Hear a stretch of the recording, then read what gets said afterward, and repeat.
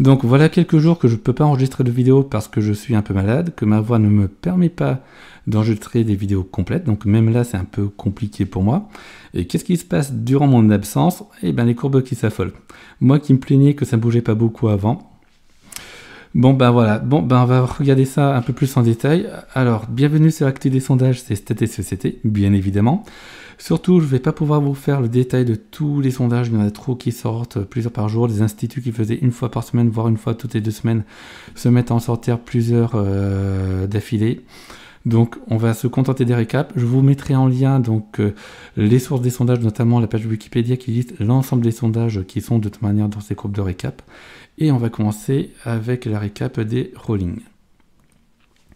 Donc voici cette courbe de récap. Comme vous pouvez le voir, j'ai maintenu cette courbe durant que j'étais malade. Et donc on voit qu'il y a effectivement un peu plus de mouvement depuis quelques jours. Donc du coup, comment comprendre? Déjà, on voit donc Emmanuel Macron qui est en baisse, mais de plus en plus légère. Donc on peut voir qu'il met... il a mis pas trop de temps passé de 30,5 donc, et à 28%, il a mis 10 jours environ. Et les 10 jours suivants, il a tout simplement baissé d'1% supplémentaire. En réalité, donc, il y a eu la guerre en Ukraine est moins présente dans l'actualité, donc il avait pas mal baissé. Et cette baisse se tasse à un niveau qui est plus élevé que son niveau d'avant la guerre. Donc il était à 24-25% avant la guerre en Ukraine. Il est passé à 30-31% et maintenant il est ici à 27%, donc entre 26 et 28% selon les instituts. On remarquera donc surtout la progression de Marine Le Pen qui a cassé des plafonds de verre. Donc on a remarqué ici qu'il y a un premier plafond de verre entre guillemets à 20%, un premier seuil de résistance, qu'elle passe au bout de quelques jours, pratiquement une semaine. Ensuite il y a une autre petite résistance qui se fait plus ou moins à 21%. Et là 3 jours après elle passe et du coup elle s'envole. Donc visiblement, et là on voit notamment ici, il y a un effet vote utile du côté de l'extrême droite, notamment donc des personnes qui au début étaient partants pour Éric Zemmour se disent finalement vaut mieux voter pour Marine Le Pen. Il y a plusieurs explications. Bon, déjà Éric Zemmour donc évidemment il était derrière. L'autre point c'est que Marine Le Pen a des sondages qui étaient les moins on va dire les plus où elle était le moins derrière Emmanuel Macron au second tour, c'est-à-dire que Éric Zemmour au second tour n'a jamais vraiment pu être au-dessus de 40%, sauf au tout début chez Harris, mais il n'y avait que chez Harris au tout début à l'automne dernier. Tous les autres instituts donnaient à chaque fois des scores 60-40, voire 65-35, comme c'est le cas encore en ce moment. Et là où Marine Le Pen arrivait à être à 55 à 45% face à Emmanuel Macron 55%. Donc du coup avec des scores un peu plus honorables. Surtout depuis quelques jours ça s'est resserré. Donc on verra ça peut-être un peu plus tard dans la vidéo.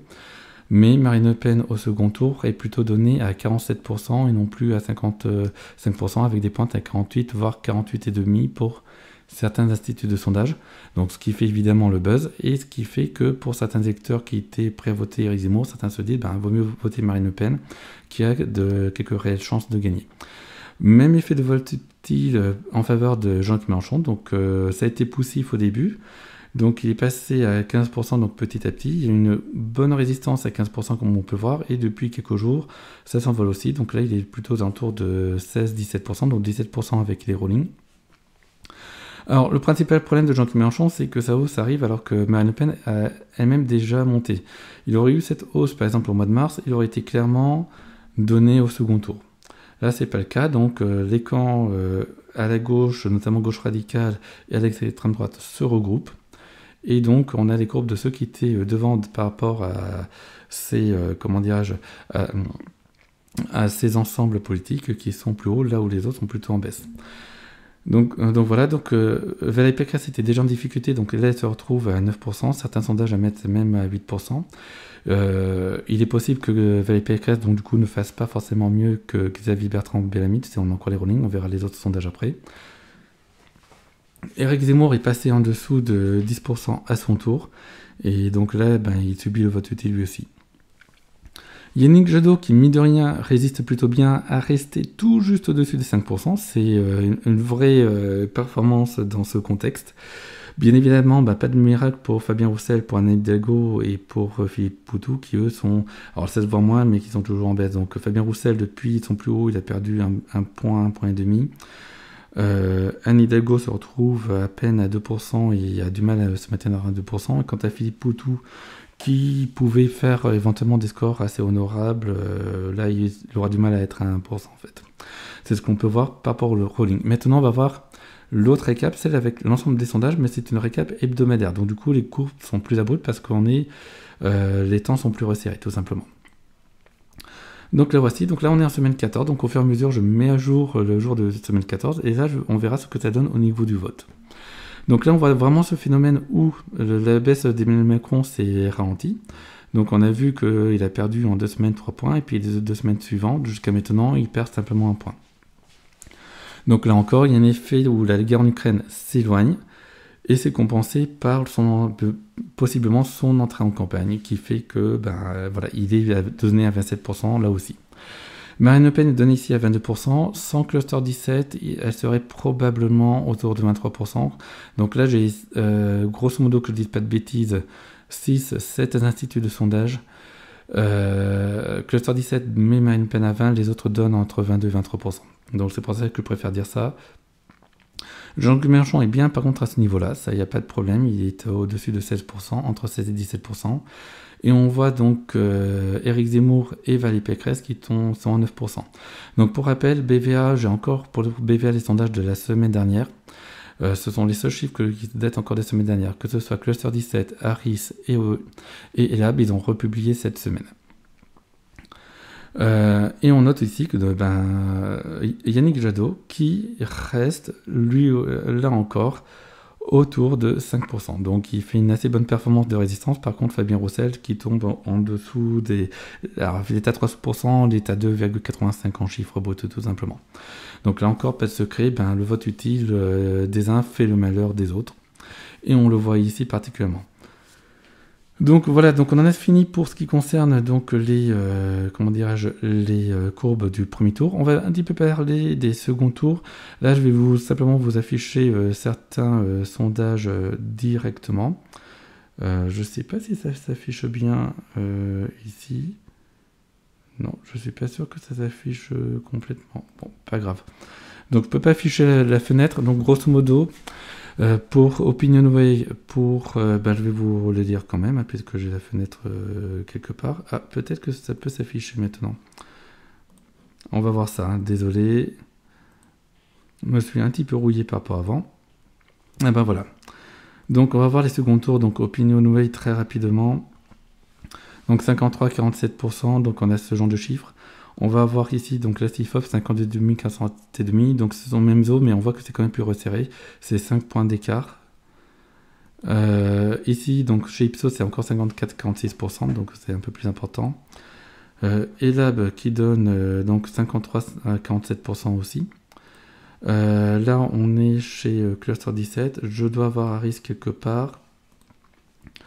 Voilà, je vais vous donner Harris rapidement. Donc là, c'était 51,5, 48,5. Donc là, c'est encore plus resserré entre les deux. Et donc là, vous avez l'ensemble. Il y a des instituts qui testent encore Éric Zemmour et Valérie Pécresse au second tour. C'est assez marrant parce que là, on va justement en profiter pour attaquer la conclusion. Donc déjà, on voit qu'au second tour, il commence à y avoir du suspense. C'est-à-dire que Marine Le Pen est derrière. Mais de manière... comment dirais-je, c'est pas un si gros écart, donc ça va au pire elle a 46%, au mieux elle est à 48,5%, donc ça c'est selon dans ces eaux-là, donc ça serait donc sur un peine des fêtes honorables, ça veut dire qu'on est au-dessus de 45%. Ça peut vouloir dire que techniquement les courbes peuvent se croiser au second tour, même si historiquement, parce que j'ai regardé quand même l'historique des sondages, si proche du second tour, ça ne s'est pas produit, mais on se rappellera que pour François Hollande et contre Nicolas Sarkozy, le score était beaucoup plus juste que prévu. C'est-à-dire que François Hollande, qui était parti pratiquement 60-40%, donc quelques mois avant le second tour, il était, finalement, il y a eu un 51,5, 48,5 ou quelque chose comme ça. Donc c'est pour ça que la campagne devient un peu plus tendue. Donc les jeux sont moins faits qu'ils n'y paraissaient au début, parce que c'est vrai que quelques mois c'était compliqué de se dire que ça pouvait être quelqu'un d'autre qu'Emmanuel Macron qui soit élu. Là, le jeu est quand même plus ouvert qu'en début de campagne électorale. Donc du coup, je vais revenir donc sur les courbes ici. Est-ce qu'on peut faire des pronostics? J'aurais envie de dire oui. En fait, on va pas faire des pronostics exacts. On va plutôt se donner des zones où ça peut aboutir. C'est-à-dire que là, on est maintenant à 4 jours du premier tour. Avec l'historique, on peut voir un petit peu quel type d'écart on peut avoir avec la réalité. Donc les tout derniers sondages de vendredi, en général, c'est entre 1 et 2 points. C'est-à-dire parfois c'est 0, c'est-à-dire que certains instituts voient juste ou ils voient très juste. Mais on peut se dire que la plupart des candidats seront 1%, 1% et demi de ce qui était prévu dans cette cible-là. Et certains, à l'extrême, ça sera plutôt du 2%. Donc c'était ça qu'on avait l'année dernière. Le plus gros écart, c'était en 2002, c'était un peu plus de 3%, de 3 points d'écart. Donc c'est pas tant que ça, c'est pour ça qu'on ne peut pas vraiment se dire, et donc c'est là on va avoir les premières conclusions. Déjà, Emmanuel Macron, si on reprend l'historique, est presque assuré d'être au second tour. Là où les moins assurés, c'est de terminer en tête du premier tour, puisque effectivement, en quelques jours, si jamais par exemple Marine Le Pen continue sa montée, il se retrouve à 23%, et qu'il y a un écart des instituts de sondage de 2 points, on pourrait avoir une petite inversion. On peut dire que Emmanuel Macron, vu les chiffres, il serait entre 24 et 29%. Ça serait quelque chose comme ça. Donc je donne un peu plus de marge vers le bas parce que sa courbe est quand même plutôt descendante. Mais là maintenant, c'est ce que je me dirais par rapport à son niveau maintenant. Pour Marine Le Pen, elle serait, donc là encore je prends en compte l'évolution de la courbe, entre 21 voire 25%. Donc c'est pour ça qu'il y a une petite champ d'inversion et qu'on peut dire donc que Emmanuel Macron sera au second tour, et j'ai presque envie de dire que Marine Le Pen aussi. Jean-Luc Mélenchon, donc je sais qu'il y a un gros espoir, notamment de la part de certains, de se dire que Jean-Luc Mélenchon sera au second tour, non pas à la place de Marine Le Pen, mais à la place d'Emmanuel Macron. Là, ça fait un écart de 10 points. Si on reprend 2002, Jospin et Le Pen, donc Lionel Jospin et Jean-Marie Le Pen, c'était pas 10 points d'écart qu'ils avaient, c'était 6 points, voire 5,5, donc c'était en entour de 6 points. Finalement, Jean-Marie Le Pen a eu 3 points, 3 points et demi de plus. Il était 14%, il a terminé un peu plus de 17%. Jospin était donné aux alentours de 20%, peut-être légèrement en dessous, enfin 20%. Et il a terminé donc à 16,5 ou un truc comme ça. On était donc à moins de 4 points d'écart. Donc là, il faudrait des écarts de 5 points pour que ce soit OK. Et pour rappel, les sondages de 2002, c'était une semaine avant. Donc on était quand même dans des écarts plus élevés. Ça me paraît assez peu envisageable. Ce qui est pas complètement impossible, mais à mon sens très peu probable. Donc je dois le dire, donc on dit bien très peu probable. C'est que sur le fil, Jean-Luc Mélenchon dépasse Marine Le Pen et se retrouve face à Emmanuel Macron. Donc par exemple, je disais que Marine Le Pen serait vraisemblablement entre 21 et 25%, peut-être pour remarque, on va dire crête 26% si on prend en compte la hausse. Jean-Luc Mélenchon, ça serait plutôt entre 16, voilà, 15-16, entre 16 et 20%. Je suis pas certain qu'il puisse aller très au-delà. Ce qui serait déjà être un beau score, sachant qu'il y a un peu plus de concurrence quand même à gauche que l'année dernière. Mais voilà, ça serait son niveau. Et donc là, on voit bien que Marine Le Pen a quand même toutes les chances d'être au-dessus de 20%. Jean-Luc Mélenchon va très probablement être en dessous de 20%. Et même en prenant des marges d'erreur. Et si on prend par exemple des erreurs de 3 points par rapport maintenant, retournement de tendance brutale, on pourrait se dire que Marine Le Pen est à 19%, Jean-Luc Mélenchon serait à 19,5, 20%. Dans ce cas-là, il y aurait une inversion. Ça serait une énorme surprise. Ça serait vraiment un nouveau 21 avril 2002, hein, clairement. Mais voilà, ça serait cette hypothèse-là. Voilà. Et en tout cas, une hypothèse où ça serait Jean-Luc Mélenchon et Marine Le Pen qui seraient présents au second tour, extrêmement peu probable. Donc il faudrait des écarts de plus de 5 points. On voit déjà que la courbe d'Emmanuel Macron a du mal à descendre. Donc en dessous de 25%, ça va être quand même un peu compliqué. Peut-être 24%, c'est possible. Et donc, du coup, il faudrait qu'à la fois Marine Le Pen et Jean-Luc Mélenchon soient tous les deux au-dessus de 24%. Alors, Marine Le Pen, c'est possible. Jean-Luc Mélenchon au-dessus de 24%. Ça serait juste énorme par rapport à maintenant.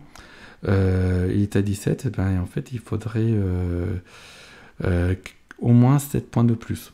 On voit que 7 points, il a pris en beaucoup plus de temps auparavant. Donc, il a mis, ce qu'il a pris 2 mois à faire, il faudrait qu'il le fasse en 3 jours. Voilà. Donc voilà. Donc ainsi s'achève cette vidéo qui finalement aura été un peu plus longue que prévu. Donc je commence à être à nouveau à l'aise avec ma voix. C'est quand même une bonne nouvelle. Donc j'espère que cela vous a plu. Je vais essayer de faire une vidéo par jour si je peux. Je suis pas sûr. Je vais voir. Et là-dessus, je vous souhaite une bonne fin de semaine, bonne fin de campagne électorale. Donc je ne sais pas si vous avez fait vos choix. Dites-vous si vous avez fait vos choix, quel est le choix et puis vos arguments. N'insultez pas les autres surtout. Ça sert à rien. De toute manière, YouTube filtre automatiquement vos commentaires. J'ai pu découvrir ça avant même que j'y touche. Donc voilà. Et c'est pas très intelligent. Ça, c'est même le meilleur moyen pour dévaluer votre candidat, c'est d'insulter ceux qui votent différemment de vous. Quoi. Au contraire, ça peut donner plutôt raison à la personne qui n'est pas d'accord avec vous. Bon, là-dessus, je termine cette vidéo et je vous dis à ciao, bye bye, à la prochaine. Au revoir.